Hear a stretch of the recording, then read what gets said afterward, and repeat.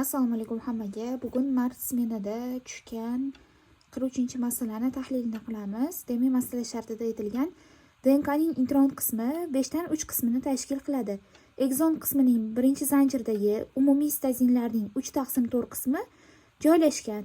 Ikkinchi zanjirda esa umumiy timinlarning 1/4 qismi joylashgan. Ikkinchi zanjirdagi timin soni shu zanjirdagi sitazin sonidan 2 marta kam. Birinchi zanjirdagi purin asoslarining yig'indisi 270 ga teng. Intron, ya'ni transkripsiya jarayonida qatnashmaydigan DNKning ma'lum qismi. A shartida DNKning exon qismining ikkinchi zanjirdan sintezlangan transport RNKdagi nukleotidlar sonini toping. B shartida DNKning intron qismidagi nukleotidlar sonini toping.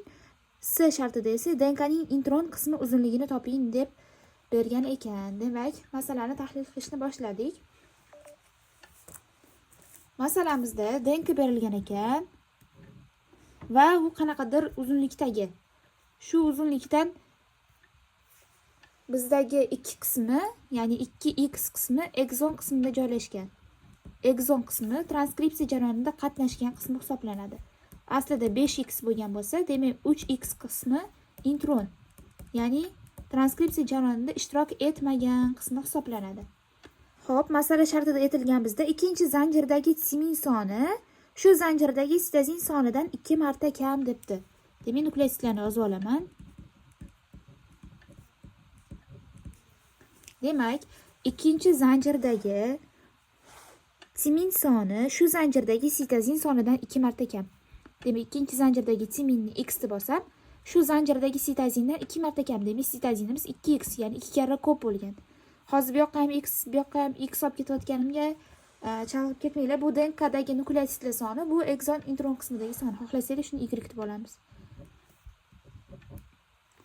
Xo'p, davomida aytganda bizda birinchi zanjirdagi shu exon qismini birinchi zanjirdagi umumiy sitazinlarni 3/4 qismi birinchi zanjirda joylashgan degan. Demak, sitazinlarni 3/4 qismi birinchi zanjirda joylashgan bo'lsa, demak biz birinchi zanjirdagi sitazinlarimizni bilmaymiz. Ikkinchi zanjirdagi sitazinlarimiz 2y. Bu qancha qismga to'g'ri keladi? Bizda 4 dan 3 qismi birinchi zanjirga to'g'ri kelsa, qolgan bir qismi ikkinchi zanjirga to'g'ri keladi. Demak, 6y imiz birinchi zanjirda joylashgan ekan. Men joy bo'lmaganligi sababli mana shu yoniga yozib ketaveraman. 6y da bo'lgan ekan guaninlarimiz soni.